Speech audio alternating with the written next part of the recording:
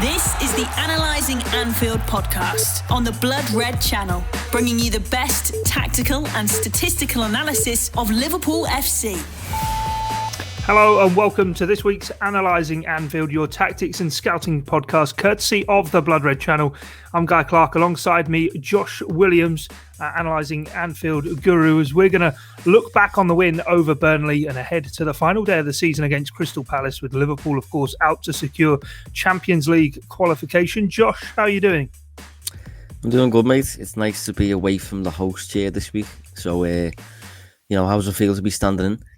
Quaking in my boots, mate. It's one of those for you, isn't it? Nice, easy one. Sit back. Now, as I say, we've got plenty to kind of get into these final games of the season, the win over Burnley, and now looking ahead to the game with Palace. But before we even, I suppose, get into that, I just wanted to ask you how the stress levels have been. I know over the last few weeks, you and Dave doing these, and Dave's been saying, yeah, I'm keeping all right, and you've gone, I'll move over how I'm feeling. But Liverpool have picked it up just at the right time, haven't they? Yeah, it's been a weird season. Lately, I mean, Liverpool are top of the form table at the minute. And I was saying last night to Paul Gorst as we were on our way to football, it doesn't feel that way. It really doesn't. It doesn't feel like Liverpool are in form. It doesn't feel like we are. Like I think after the Burnley game, Sean Dyche said Liverpool were pairing. That was his exact words. And just watching us, we do look better than things, but it doesn't feel like we're pairing. And maybe it's because I've seen what Liverpool do look like when they're pairing. And this doesn't feel like that, but at the same time, we are gradually just crawling over the line in many areas, scoring late goals and stuff. Obviously, the Burnley game was a bit more comfortable, but yeah, it's been a very weird end to the season, and the fact that we've even got a chance of qualifying for the Champions League again just feels very strange. But I'll take it every day of the week. Yeah, 6 wins in 8, I think I'm right in saying 4 wins in a row in the Premier League. First time Liverpool have done that all season, which, as you say, is absolutely ridiculous. But given, as I say, 6 of those wins that have come in those last 8 games, Liverpool have scored at least 2 or more goals in those. And I suppose that's one of the key things, isn't it? As much as, and we'll get on to talking about Nat Phillips and Reece Williams in a bit, they have still needed to start finding goals, and goals from all around the team. Yeah, well, even the players who, throughout the season have maybe struggled to find a net and have struggled to really contribute when Liverpool have been needing them. Even those players of late have just started to chip in with a few attacking returns. Roberto Firmino, I think, has scored a few recently. Thiago, who we've spoke about quite a lot on this podcast throughout the year. Well, I'm sure we'll get into him with various reasons behind, I suppose, what's happened to his season. But, even he scored recently the other week. Nearly scored against Burnley as well. So it is a lot easier when you've got goals across the park. Even set pieces, we went, I think our last set piece goal might have been Crystal Palace when we beat them 7-0. So for that next one to come when from Alisson Becker, we haven't actually, I don't think we've had a podcast since then actually. No. So for Alisson to score the next one, and then the following week Nat Phillips has scored a header from, I think it was from a set piece, or maybe the second delivery of a set piece. It's just nice. It makes it a lot easier if you've got goals coming from different areas. No, definitely. I don't think a lot of people saw Alisson Becker coming up on the score sheet, albeit sort of hats off to the Liverpool social media team. They did have the graphic ready, so they certainly were prepared. But let's get into the Burnley game then. 3-0 win. And I think when you look at it and you then look back on it and think, 3-0 win over Burnley, actually, why was everyone getting a bit agitated and a bit nervy before going to Turf Moor? Because they've not actually got a great record against the top 6 sides, as many of us think they do. But Liverpool took the chances that came along, which really hasn't kind of been the tale of the season so far, has it? Well, the first half of the game, I think maybe first half an hour, that wasn't the case. It was more of the same in terms of Liverpool generating a fair amount, but struggling to find a net. But it seems to be affecting the players less, or maybe on the mental side of late, and they seem to be just getting through it, pushing past it, and. Yeah, you mentioned Turf Moor there. My main worry going into it was, I suppose, the benefits that I've seen delivered by the likes of Van Dijk and Joel Matip at Turf Moor, and how Liverpool would cope without those two players. Because Burnley's Burnley's attack is aerial. You know, it's an aerial assault in many ways. The ball spends more time in the sky than it does on the floor. And they're comfortable with that. You know, they get results that way. But Liverpool's past results, I think a few seasons ago, we lost maybe 2-0 there. And there was a season where I think it was either Dejan Lovren or Ragnar Klavan scored the winner in the last kick of the game. But that was around the period when Liverpool just simply had less aerially dominant centre-backs. So I was a bit concerned going into this. Although Nat Phillips has proved to be a monster in the air, Reece Williams is still very much a kid. Neither of them are as strong as Van Dijk or Matip in the air, despite Nat Phillips' strength. So I just wasn't sure what would come out of it, but obviously Liverpool, you know, found a way through, and once you get the first goal and you take a lead, it does make it a lot easier, which hasn't been the case of late. And I think one of the big things that probably may well have made it more nervy was, of course, Nick Pope not available at the moment for Burnley. Bailey Peacock-Farrell had been in goal, but he shipped 4 against Leeds, and a lot of talk about him conceding 14 goals in 4 games. He was then dropped, and Norris was put in goal. Will Norris was put in goal for Wolves, and from Wolves, he used to play there. He was put in goal for Burnley, and I mean, every shot on target, 3 shots against him, 3 goals. Not really what Sean Dyche would have wanted. And I think a lot of Liverpool fans, when they saw the team use, thought, oh, this unheard of and unheralded goalkeeper is probably going to turn into sort of prime Gigi Buffon or something. But in the end, Liverpool were ruthless with the shots on target. As you say, there were a few that were missed early on, but they just continued to plug away and continued to create it, and in the end got the rewards for it. Yeah, and that's it. That's what you've got to do. I think Roberto Firmino in particular, it was nice to see him score, even though I will say his opening goal, it should have been saved, and I think Nick Pope probably saves it. So Liverpool get away with a lucky one there, and I think even going into the Crystal Palace game, it's obviously not nice for the lad, but Eberechi Eze is going to be out, really good player. There's rumour that Benteke is going to be out. He's in great form at the minute. Obviously, when Liverpool faced Burnley, they were without Nick Pope. So, and Alisson scored at West Brom. So, we're benefiting from luck at the minute, certainly in many areas. And we just need to keep pressing on. Really, it's business end of the season, and it kind of gets to the point where obviously we look at performances on this show, but it does get to a point where you kind of just need results now. That's kind of just the be all and end all, really. It's one of those as well, isn't it? I've got the understat XG table in front of me, and I always find it difficult to kind of look at the XG sort of through the course of the season until you're getting towards a complete set, which of course with 1 game to go we are now. And I mean, you look at it for Liverpool, expected goals 470, they're underperforming that by 4 because they've got 66, and then goals against, they should have conceded 46 according to expected goals. They've conceded 42, so actually 4 fewer in that case, and they've got 66 points, which is where they are expected to be. So as you say, getting the luck now, but they definitely weren't getting it earlier in the season. And the old adage, these things balance themselves out through the course of the season, may well ring true for Liverpool. Exactly. You know, we've flagged a few times on this podcast throughout the season that a lot of Liverpool's performances have been largely fine, and but Liverpool have suffered from absolutely horrible luck to the extent that you start to doubt yourself when you're saying that, because it was persistent. But you know, I thought Mikel Arteta, Arsenal boss, funny enough guy, I thought he said recently, well, he was spot on. He said, upon Arsenal's game with Liverpool, he was talking about Liverpool's struggles. I think he was asked about, you know, Liverpool's form and stuff at the time, and he said, you know, from a coaching perspective, Liverpool is still comfortably the best, if not the second best, across various different departments that in terms of coaching. But it's just, I suppose, at both ends, both penalty boxes, Liverpool were out of form, let's say, and certainly suffering from that luck that you've just mentioned that thankfully is levelled out. And although it feels like a bit of a miracle that Liverpool might get 4th, if you do look at the performance numbers, if I was to look at the numbers of the season now, without seeing a single game all season, without seeing how many wins, draws, losses, goals scored, whatever.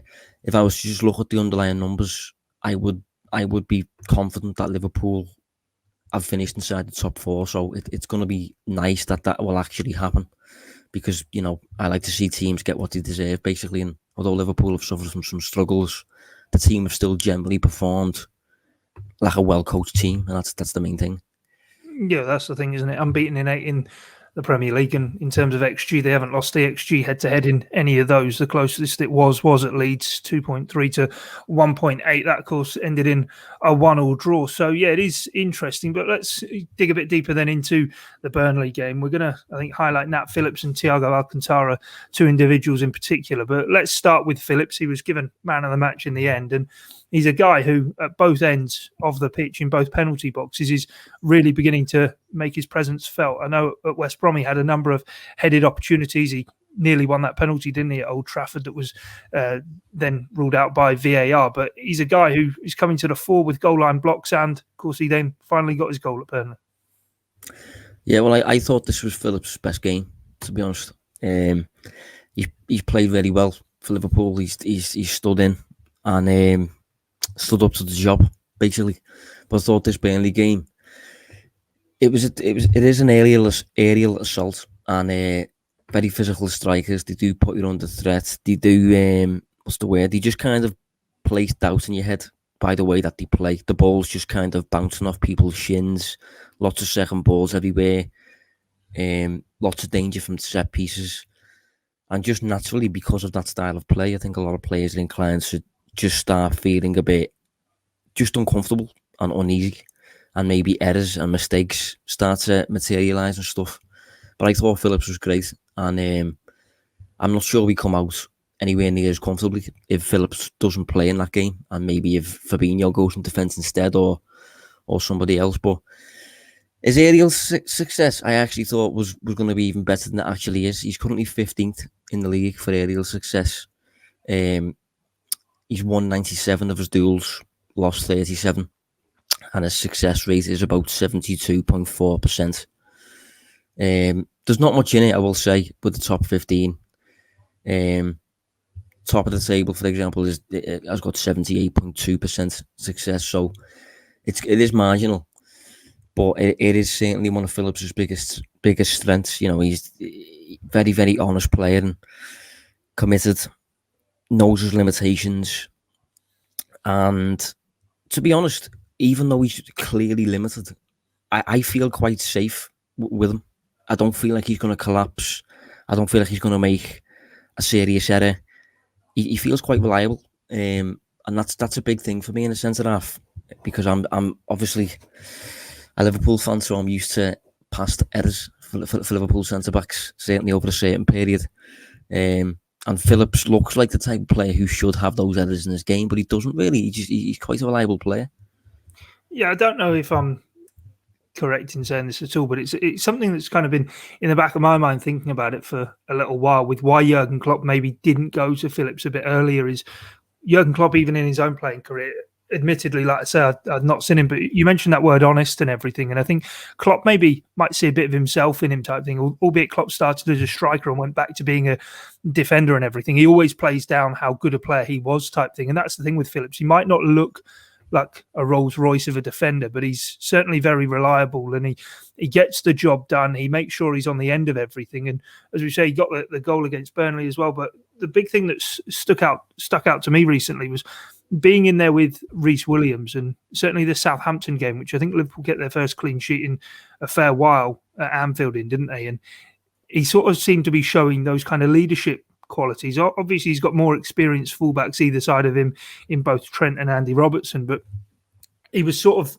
ordering and telling everyone where they needed to be and everything all of the time, and actually being like, right, I'm the guy, the pillar at the heart of this defence, albeit you guys have played a lot more games than I have, and I'm going to sort of take control. And I think you kind of forget that game at Turf Moor was his first Premier League game in front of supporters and in an away environment, just continued to sort of demonstrate all those qualities again.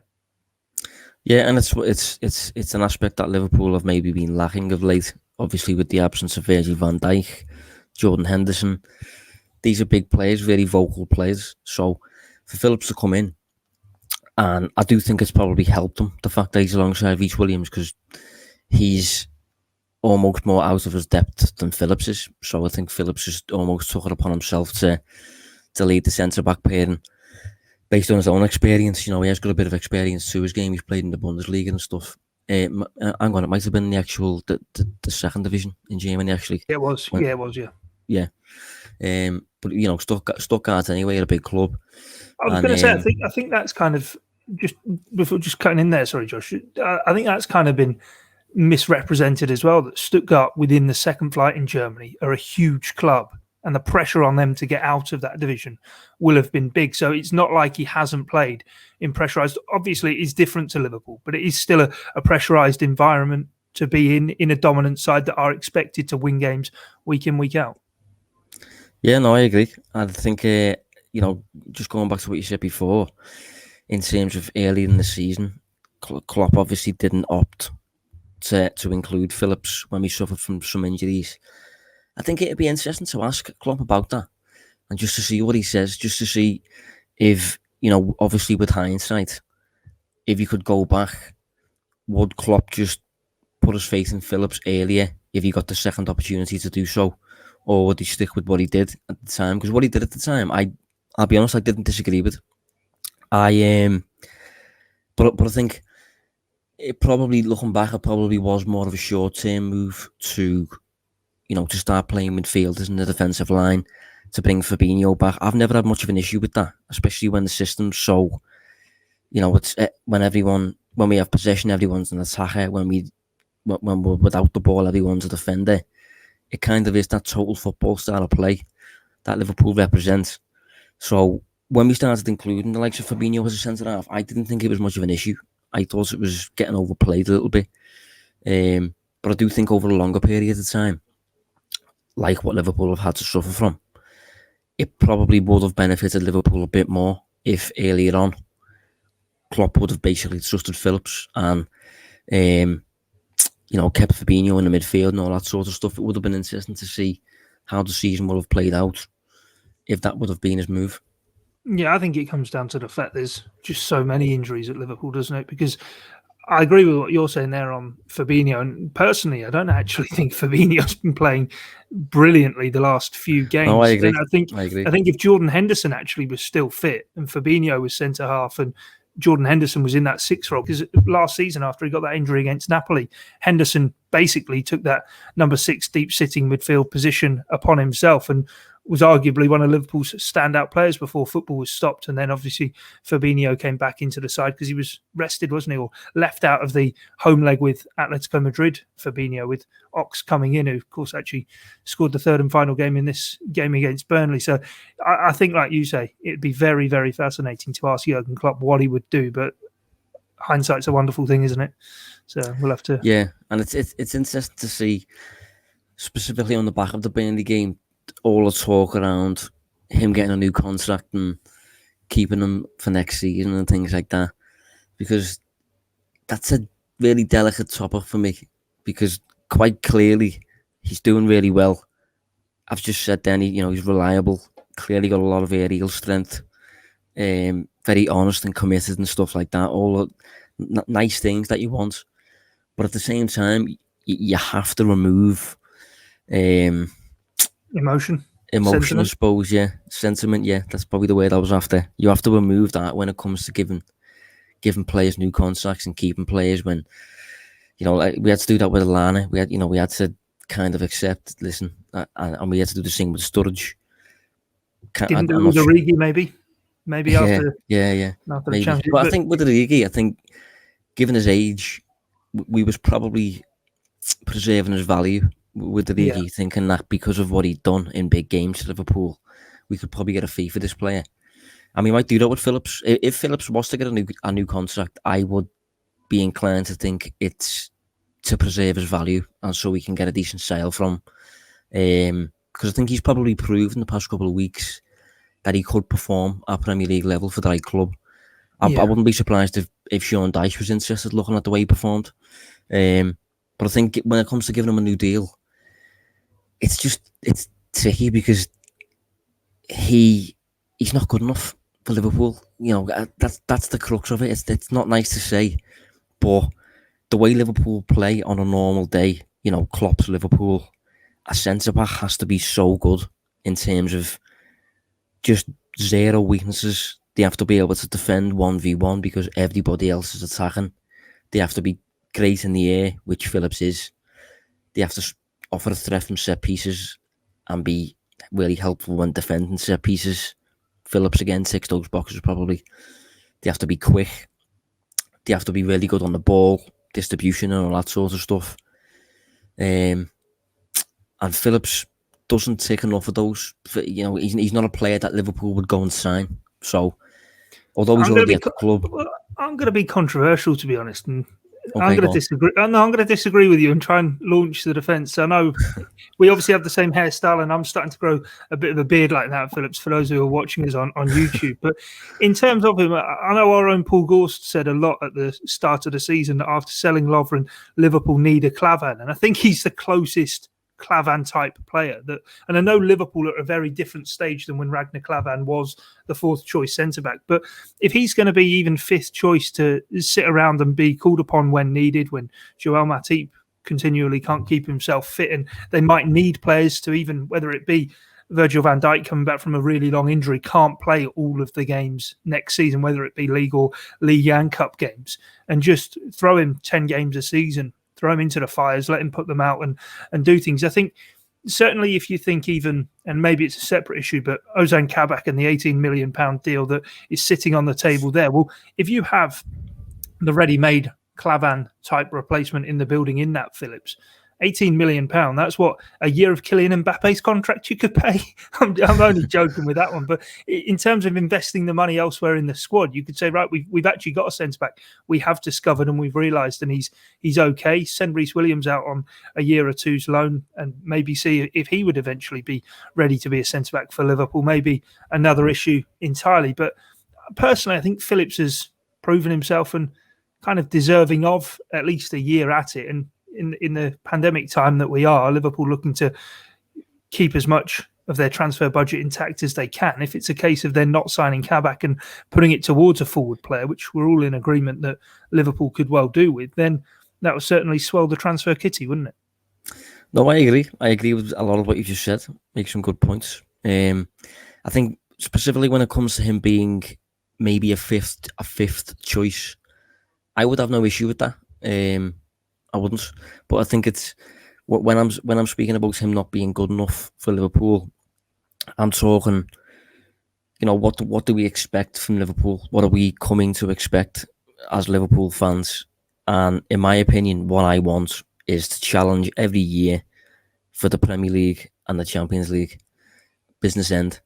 So if, say for example, Liverpool gets to a Champions League semi-final and Nat Phillips has to play, that is something from an opposition perspective could be targeted, and you just don't really want that. You want to have a squad, you want to have a team that doesn't really have weaknesses, and obviously that will always kind of be the case. But I just think, say for example Liverpool are going for a Premier League title, there's 5 games left, and we have to face City at the Etihad.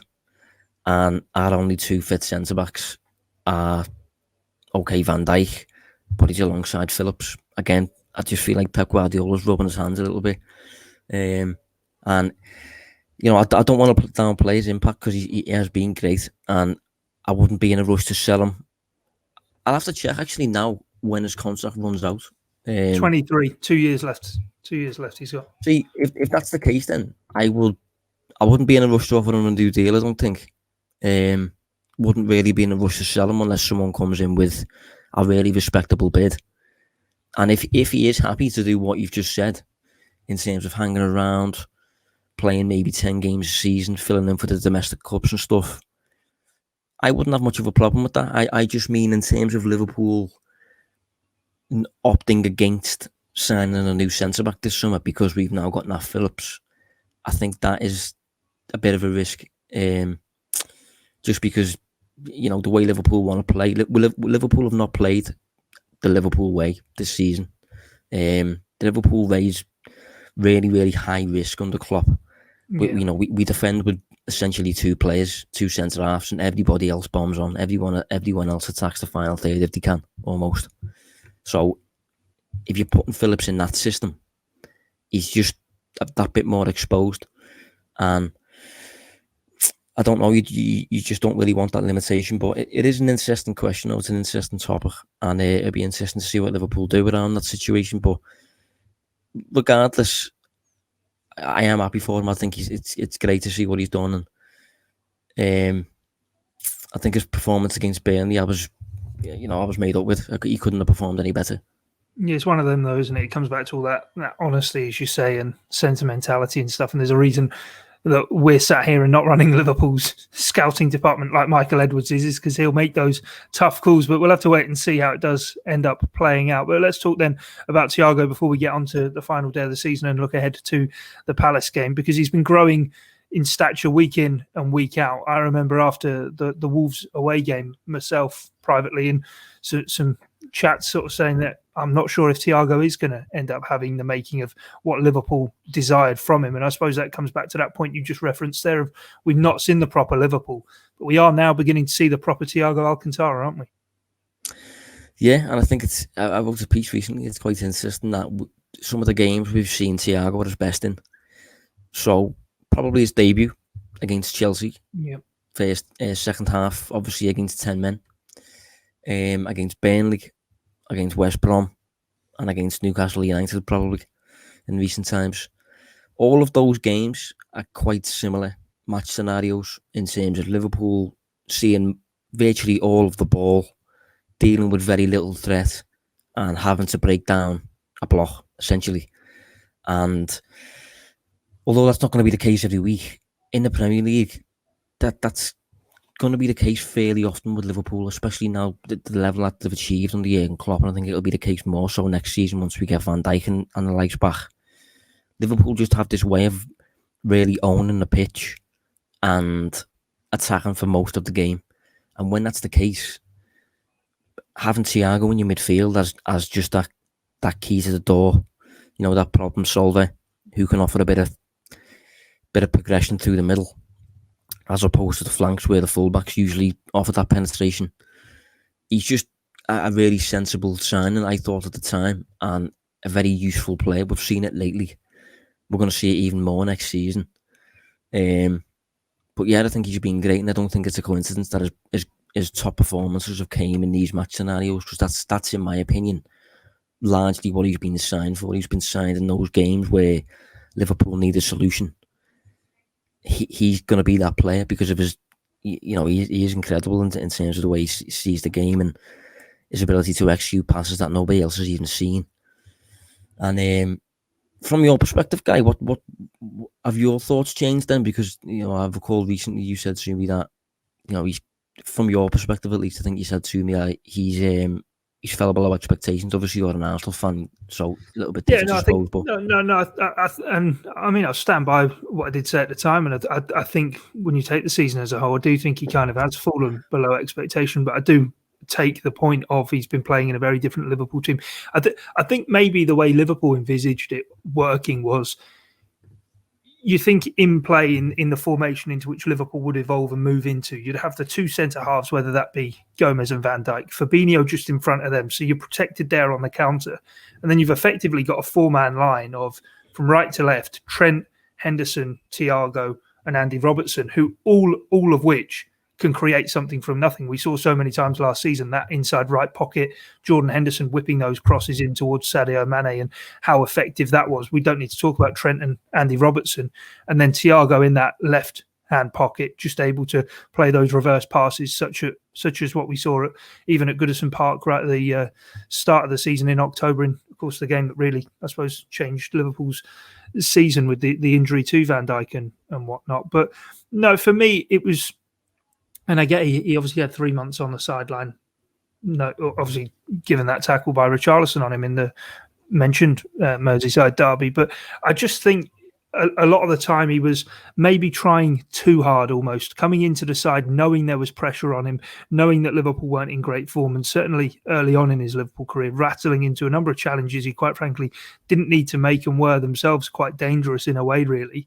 But I think now that he's got Fabinho behind him kind of permanently at the moment, and he's beginning to get some understanding of what is going on around him, he's linking up quite well with Andy Robertson, and I do think you are now beginning to see the best of him. But I do just think sort of certainly after the turn of the calendar year when he came into the side, as I say, I don't really think he was contributing as much as what you thought he would. Now, I'm not saying goals and assists. Obviously, he did get a goal against Southampton and he plays a number of key passes before the move actually develops. And I think that's what he is in the team for, as you said, to break down those teams who are sitting really deep. And I think you'll see it more and more next season. But I think there was a lot of expectation on his shoulders, and he did maybe just fall a bit below that. But I think you can certainly see the true player coming out in him now.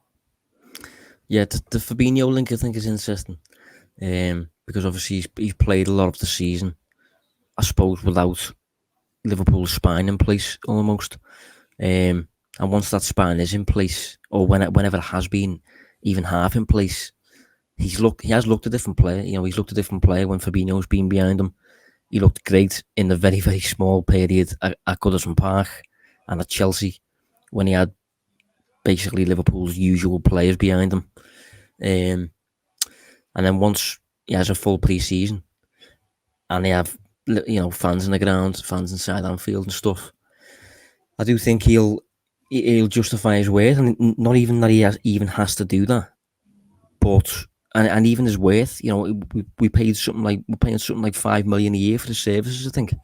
Yeah. It's, a total of about 20 million. So he is, it'll be a long way before I start talking about how this has been a disappointing sign or anything like that. I mean, I think he's been really, really good.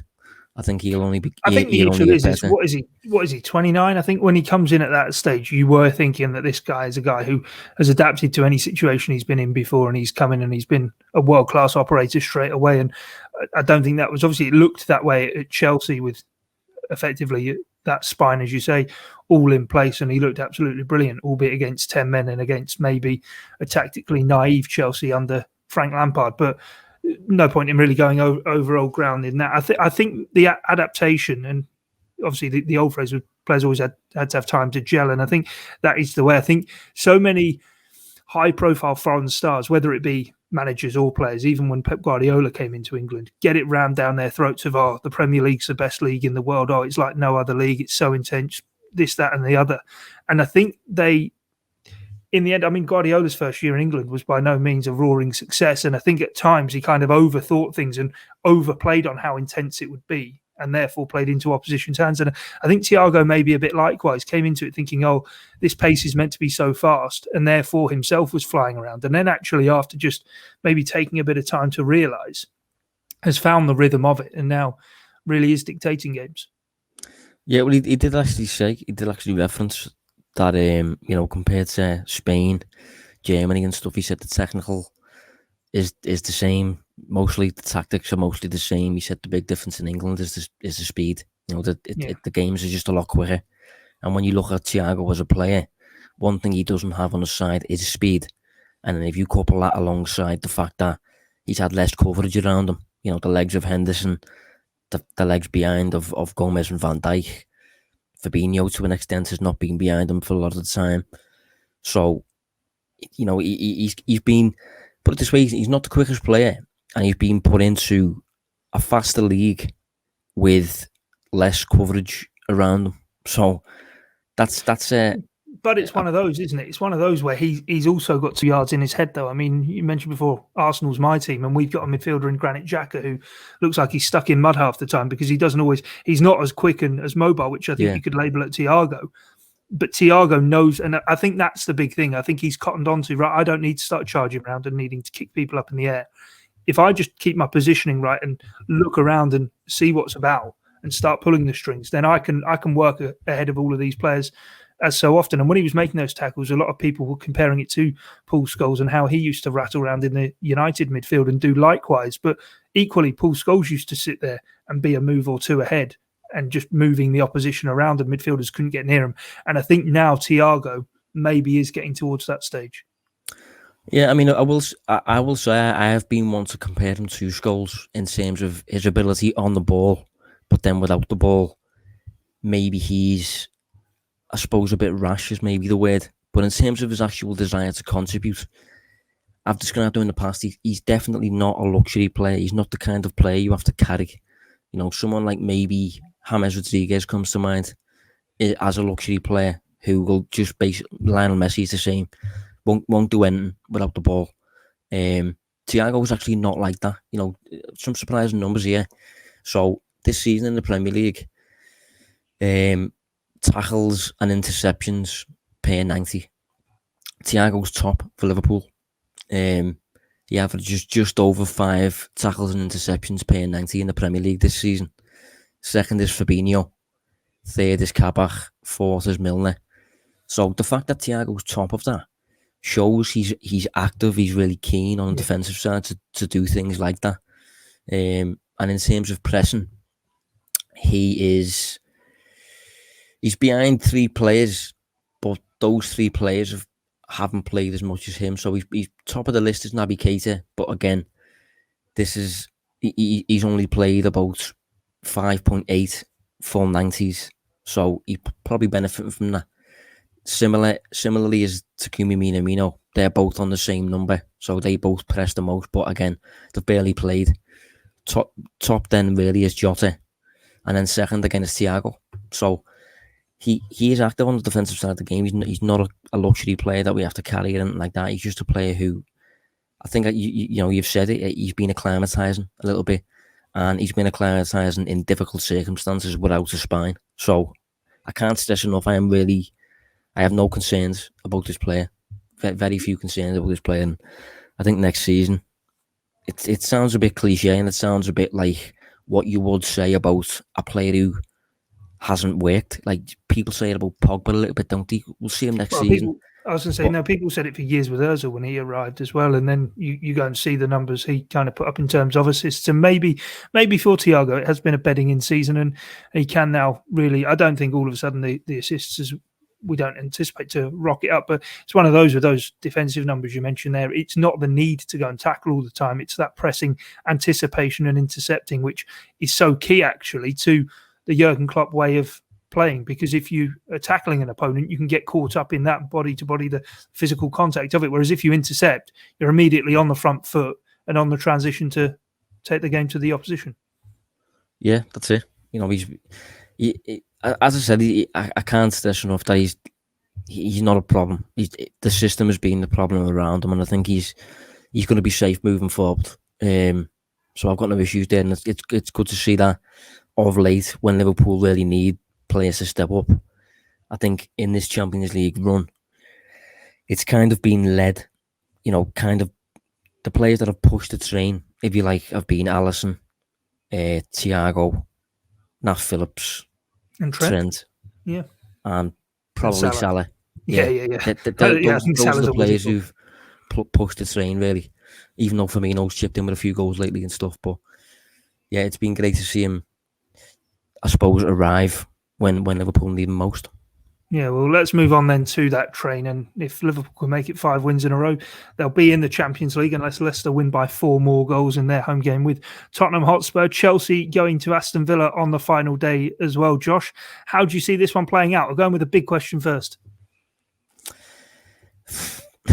I think we'll be okay.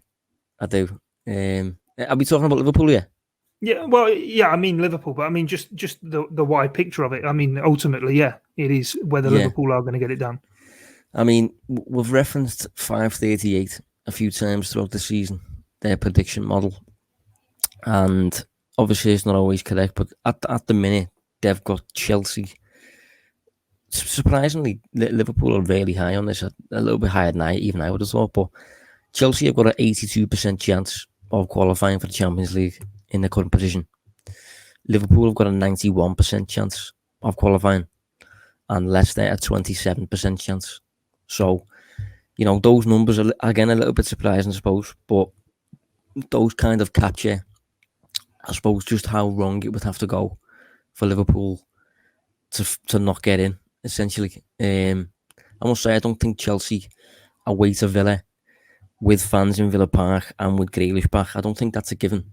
So it'll be interesting to see what happens there. But I do think Tuchel's got Chelsea to a very high level, so I think it will stay as it is personally. And I think Liverpool should come out of Crystal Palace again at home, fans in the stadium. Palace, I suppose, are on the beach, if you want to use that term, and Liverpool are very, very much not. So I can only see it going one way really. I don't think there'll be any major surprises, but I suppose at the same time with the Premier League, you never know. The thing I find difficult to gauge with Chelsea is, I think I'm right in saying, I've got it here in front of me, FB ref, that since Tuchel took charge when they drew 0-0 with Wolves in his first game, they've only lost the XG head-to-head once, and that was when they beat City recently 2-1 away from home. So in terms of the numbers and the data, you're kind of expecting Chelsea to dominate in a game and win. That seems to be their style under Tuchel, but it's one of those, isn't it, where football can throw up all kinds of different possibilities. And you mentioned Grealish, but Ollie Watkins, he scored against Tottenham in midweek, and he's a guy who will be looking to try and get to the Euros himself as well. So he might be able to do Liverpool a favour in that regard. And, well, Leicester don't have an easy game, do they, themselves, in terms of Spurs going to the King Power Stadium? But I suppose we'll have to really wait and see how it plays out. All we do know is Liverpool, of course, up against Crystal Palace. And for all of the reasons we just referenced with Thiago, he could be a key player in this game, couldn't he? Yeah, I mean, if you look at Palace across the board, really, they're not really that good. It's kind of as simple as that. They're currently 13th in the table, but I think they're probably a little bit worse than that. And I'll use the numbers now to capture that. So, in terms of goals scored, they are 14th. And in terms of goals conceded, even though they kind of are perceived as a good defensive side, they're actually 18th in the league for goals conceded. And then in terms of expected goals, 18th, and expected goals against, 16th. In terms of shots, 18th, and in terms of shots against, 15th. So, to me, those are the performance numbers of a side between 15th and 18th, really, in and around that. So they're a team that, and given that, Roy Hodgson, this is his last game in charge, really. I think there's about 7 players in the squad who are leaving, including the likes of Benteke and Andros Townsend, and Scott Dan might have been in there, not too sure on that one. Yeah, he is. Mamadou Sakho, obviously, is one in there. I think I read somewhere actually is up to 11 players whose contracts are. Yeah, it's a fair few, I know that. And they're not just no-mark names either. The players who have played quite regularly for Palace. Gary Cahill's another one as well. Yeah, Gary Cahill's another one, yeah. So, going into this game, to be honest, it couldn't be... Liverpool couldn't really have a better fixture. For considering the importance of it, last game of the season, the way it's been presented looks perfect. They should have no interest in winning, almost. Liverpool have got I'm going to say a packed stadium. Liverpool have got fans in the stadium. Everything to play for. Mohamed Salah going for the Golden Boot. Champions League football. It should be an easy win. Should be. And, going back to 538, Liverpool have got the highest win likelihood of the weekend. Liverpool got a likely 84% likely to win, according to 538. A draw, 12%, and a Palace win, just 4%. So Liverpool 84%, and the second best in the league for the weekend is Chelsea, but even that is only 63%. So for Liverpool to be, as high as that, I can't really stress enough that this is one that Liverpool should absolutely win. Yeah, I hope you're not jinxed it there, but I do understand and share your confidence, to be honest. I mean, they've only 2 players in their squad, Palace, who have scored more than 5 goals this season for them. Eberechi Eze's on 4, but of course he's injured anyway. Christian Benteke with 10 and Wilfried Zaha top scorer with 11, albeit as you said that Benteke is somewhat of a doubt for the game as well. But Wilfried Zaha is a player who in the past has caused issues for Liverpool, and I suppose it's about, for Liverpool, keeping their composure and concentration and playing the game, because we saw a number of times against both West Brom and Burnley, incidentally, that those long balls forward, as much as they are meat and drink for someone like Nat Phillips, as you say, if they go in behind and they turn the Liverpool defence, there are still opportunities there for a few hairy moments. And I suppose if Benteke is fit, the aerial prowess that he has and the scoring record he's got at Anfield as well might be something to be slightly worried about. Yeah, I think that's the area of concern, really. You know, if you look at Palace's left side in the last game that they played, they obviously had Zaha left of the front three, and just behind Zaha as part of a midfield three, they had Jeffrey Schlupp, who, you know, isn't the best, but he's quick. So I can, you know, if you've got those two players kind of doubling up on Trent or facing Trent and Phillips, that feels like a little bit of a problem. But I, aside from that, I can't really see Palace scoring apart from maybe a set piece. So I don't think Liverpool have too much to cater for apart from Zaha. Obviously, Zaha's threat. But interestingly, Guy, actually, you know, Palace's last game came against Arsenal. Did you catch the game? No, I was watching the Liverpool Burnley game, I have to say. I was actually quite surprised by the numbers of the game, because Arsenal only actually took 6 shots. Yeah, second half, by all accounts, Palace did actually dominate somewhat, and Arsenal got the 2 late goals, which I think adds a lot of gloss to the scoreline in that. Yeah, I mean, it looks like Arsenal have seen most of the ball, you know, 69% of the possession and stuff, but to accumulate only 6 shots and Palace post 12, that's double. So I suppose that suggests that they're not on the beach, but, you know, at the same time, again, I think Liverpool should run out winners here. Yeah, I think it's going to be interesting to actually see Palace's approach as well, because there's been times under Roy Hodgson where, and it is going to be his final game, where they do kind of come out and try and go blow for blow. Back in December, even at Selhurst Park, albeit Liverpool ran out 7-0 winners, but Alisson did have to make a few saves in that game, and there were chances for Crystal Palace to come forward and really have a go at Liverpool. But of course, Liverpool were ruthless in attack, and Liverpool 11 goals in the last 2 Premier League meetings with Crystal Palace, because the 4-0 win at Anfield last season came, didn't it? The final home game or final game Liverpool played before being crowned champions. And that night, it looked as though Palace were all set up to be very deep and sit low and have Wilfried Zaha to go on the break. But after 15 minutes, I think he picked up an injury in the warm-up and they tried to get him going. And then he had to get subbed off, didn't he? And they were effectively sitting ducks. But I suppose it's one of those, if Trent can keep Zaha quiet, and he's certainly got the speed to be able to do so, then Liverpool hopefully won't have any issues. Yeah, I mean, Palace have actually conceded 8 goals in the last 3 games. They conceded 3 against Southampton, 2 against Villa, and 3 against Arsenal, even though 2 of them were very late.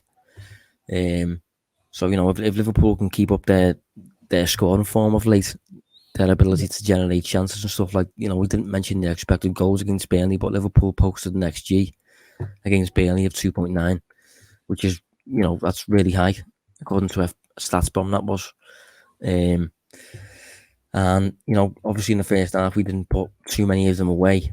But if you're generating shots with 2.9 expected goals, you're probably going to win most games, really, unless your finishing is absolutely shocking. So, you know, going into this Palace game, if we can keep Palace's left side quiet, you know, with the likes of Trent. The only issue is with that, you know, Liverpool's right side is the most defensively fragile. You know, you've got Thiago, who we've addressed, I suppose, isn't the most mobile of all players. Salah doesn't track back much, but I am inclined to think some of that is managerial instructions and stuff. And Trent obviously receives a bit of criticism for his 1v1 ability and things. So, you know, I am slightly concerned about that left side, but other than that, I think Liverpool should be okay, and I think Liverpool should have enough, specifically in attack, to put Palace to the sword, basically. Would you be inclined at all to start Oxlade-Chamberlain, maybe even on the left instead of Sadio Mane? Because I know obviously Diogo Jota's out for the season now, but Mane had that big chance, didn't he, early on at Turf Moor? And he seemed to be getting back towards some kind of form, 2 goals in 3 before he threw his toys out the pram at Old Trafford. And then against West Brom, he didn't have a particularly good game. And Burnley as well, just in the box. It's been going on a lot longer as well than I think we care to really mention for Sadio Mane. It seems since the turn of the year that he's doing all that industry and work outside of the box. But as soon as he gets to within the sight of the goalposts, all of his confidence just seems to evaporate. Yeah, he's not playing his natural game when it comes to putting the ball in the back of the net. Funnily enough, I played football earlier in the week, and I was playing for a team who just gradually, we just couldn't score, and it does get to a point where it does get in your head. I experienced it myself. You know, you get presented with shooting opportunities, and rather than just finishing naturally, you do just overthink it, take an extra second, and it does get in your head. And I think it's certainly got on Sadio Mane's head to the extent that I do think he needs a summer break, come back completely refreshed, and hopefully it's kind of a distant memory by then. But it is really weird in terms of starting Ox. I wouldn't, even though Ox did look good against Burnley. To be honest, when it comes to Chamberlain, although he has, I think, a quality when it comes to his ability to strike the ball, I have toyed with the thought of using him as a Trent alternative, just as a means of giving Trent some form of break. Obviously, it's a bit late now; it's a bit pointless now. But whenever Trent does get a break, we usually use Milner or we use Nico Williams.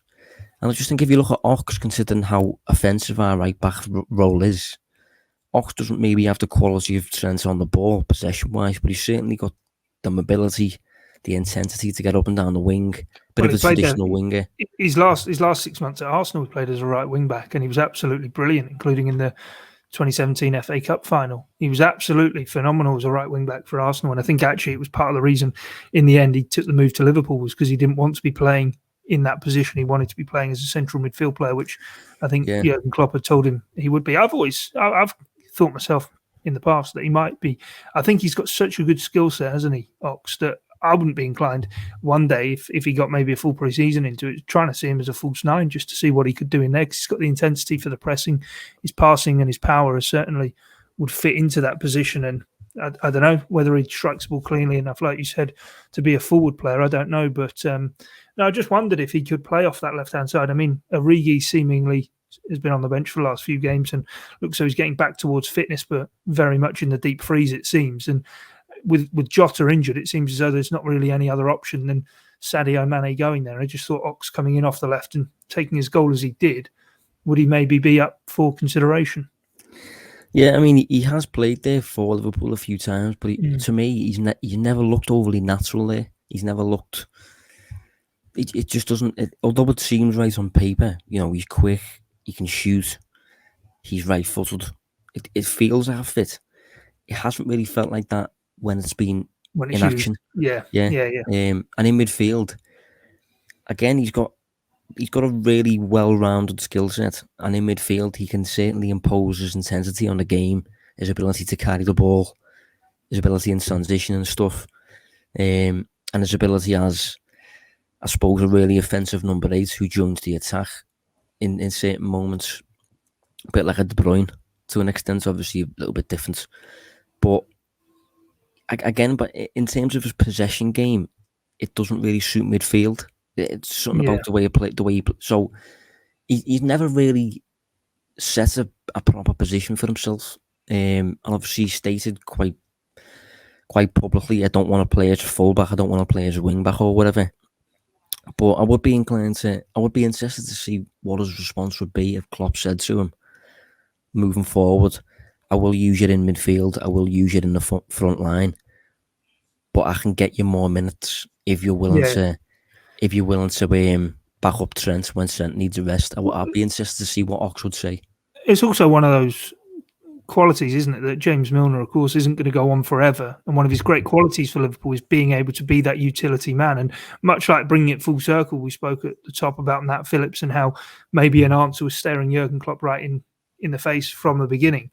In terms of replacing James Milner long term, someone who predominantly is a central midfield player, but can plug gaps here and there. Maybe Ox, if he does bide his time and has that patience, is that man. I know there's been a few sort of questions as to whether he could leave Liverpool this summer. I think that would be a silly move because he ticks so many boxes, doesn't he? He's a great player. He's got a good skill set. He's a homegrown player as well, and potentially can be that utility man to cover more than one position with his versatility. But unless you've got any more thoughts on him, Josh, we best crack on with a prediction for the Palace game. So in terms of Palace, I'm going to go for 3-0. A bit of a statement prediction, I suppose. But just considering all the aspects that we've covered, the fact that Palace, the season's kind of finished, the manager's leaving, half the squad's leaving. It's at Anfield. There's fans in the stadium. Liverpool have been performing fairly well recently. Salah's going for the Golden Boot. There's just so many. Liverpool going for the Champions League. There's just so many pros on the Liverpool side compared to the cons, maybe. It does feel a bit after the Lord's Mayor show for Palace, doesn't it? With the send-off for Roy Hodgson at Selhurst Park, as you say, the players out of contract and stuff. Yeah, maybe they might be on the beach already. Yeah, I will say as well, Roy Hodgson's got... I don't mind him, but he's got this really weird trait about himself where he doesn't seem to be overly fussed about actually winning too much. Hence why he's been really well suited to Palace for a few years, because he is very much a steady mid-table guy who won't really drop below that. But he, apart from a season with Fulham where he did kind of exceed expectations, he is that kind of steady, and whenever he's in interviews or, he's facing a really big side, they don't, the ambition really to be something more. Maybe it's because he's been in the game for so long and he's kind of, if that was going to happen, it would have happened already. But sometimes he just takes part a little bit. We saw that though with his time at Liverpool, didn't we? In terms of some of the comments he came out with in the press, not really quite getting the gravitas of being the Liverpool manager. I mean, complete polar opposites between he and Brendan Rodgers, who Brendan Rodgers knew what it was type thing, and it was something big bestowed upon him to be the Liverpool manager at such a young age. Whereas Hodgson, as you say, later in his career, it didn't really seem as though it fussed him all too much. But the winning mentality specifically though is something that it should go without saying that every manager has that about him. But you'd be really surprised to say how it's not really such a common trait. And it's something that Jurgen Klopp has certainly instilled in the club since he came. Winning has to be achieved. Winning has to happen at a club as big as Liverpool. Whereas I think when Hodgson was at Liverpool, it was just kind of like, we performed well. We didn't win, but let's not talk about the fact we didn't win. And although we cover performances more than results on this podcast, I still think that when you get a certain level of job, you have to focus on winning. Winning has to be the main thing. And Hodgson has always really went against that a little bit. But hopefully that should benefit Liverpool in this final game. Right, so you reckon 3-0. I'm going to say 2-1. For some reason, I just think it is going to be edgy and a bit nervy, albeit I think 10,000 inside Anfield will play a huge part. One word answer to this one, Josh, just before we go. Is Mo Salah going to win the Golden Boot? Yes. Right, a third Golden Boot for him. Be interesting to see if he does get it done. But yeah, that's it from us for this edition of Analysing Anfield. Of course, the final episode before the end of the season. We'll be back through the course of the summer, and I'm sure, Josh, yourself getting into a few transfer picks and analysing what transfer business Liverpool do get done. It might be a busy one. Yeah, definitely. Hopefully Liverpool won't sign anyone very, very early, which has been the case for most other seasons, because if that doesn't happen, it'll give me and Dave the opportunity to do a little bit of a squad building exercise and see what we'd actually do with the squad over the summer. But, it could be a case of as soon as Liverpool finish against Palace, we announce Ibrahim Kanate or something like that. That's the way it's been the case for the past few years. So hopefully we'll get to some interesting transfer bits over the summer, though. Yeah, interesting, and we'll have to wait and see how that does play out. But from myself, Guy Clarke, and Josh Williams, thanks for your time and your company here on Blood Red. It's bye for now.